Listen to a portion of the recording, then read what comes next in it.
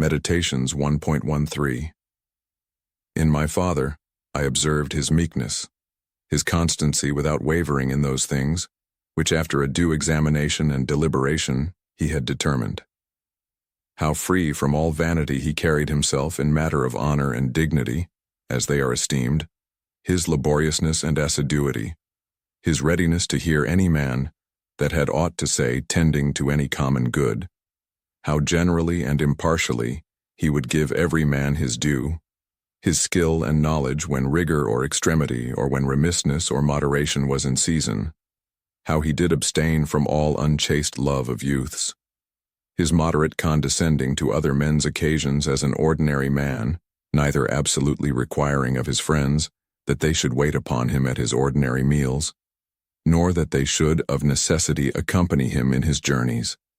and that whensoever any business upon some necessary occasions was to be put off and omitted before it could be ended, he was ever found when he went about it again, the same man that he was before. His accurate examination of things in consultations, and patient hearing of others, he would not hastily give over the search of the matter, as one easy to be satisfied with sudden notions and apprehensions, his care to preserve his friends, how neither at any time he would carry himself towards them with disdainful neglect, and grow weary of them, nor yet at any time be madly fond of them, his contented mind in all things, his cheerful countenance, his care to foresee things afar off, and to take order for the least, without any noise or clamor. Moreover, how all acclamations and flattery were repressed by him, how carefully he observed all things necessary to the government, and kept an account of the common expenses, and how patiently he did abide that he was reprehended by some for this his strict and rigid kind of dealing, how he was neither a superstitious worshipper of the gods, nor an ambitious pleaser of men, or studious of popular applause, but sober in all things, and everywhere observant of that which was fitting, no affecter of novelties, in those things which conduced to his ease and convenience, plenty whereof his fortune did afford him, without pride and bragging, yet with all freedom and liberty,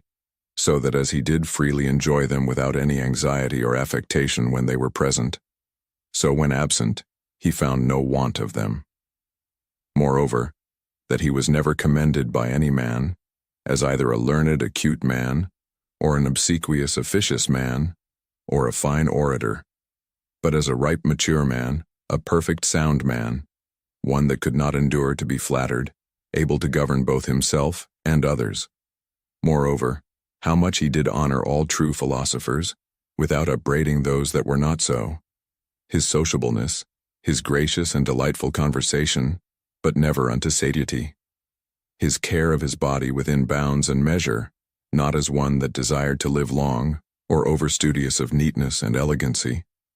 and yet not as one that did not regard it, so that through his own care and providence he seldom needed any inward physic or outward applications, but especially how ingeniously he would yield to any that had obtained any peculiar faculty, as either eloquence or the knowledge of the laws, or of ancient customs, or the like, and how he concurred with them, in his best care and endeavor that every one of them might in his kind, for that wherein he excelled, be regarded and esteemed. And although he did all things carefully after the ancient customs of his forefathers, yet even of this was he not desirous that men should take notice, that he did imitate ancient customs. Again, how he was not easily moved and tossed up and down, but loved to be constant, both in the same places and businesses,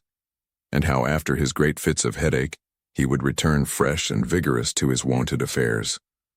Again, that secrets he neither had many, nor often, and such only as concerned public matters, his discretion and moderation in exhibiting of the public sights and shows for the pleasure and pastime of the people, in public buildings, congeries and the like. In all these things, having a respect unto men only as men, and to the equity of the things themselves, and not unto the glory that might follow. Never wont to use the baths at unseasonable hours,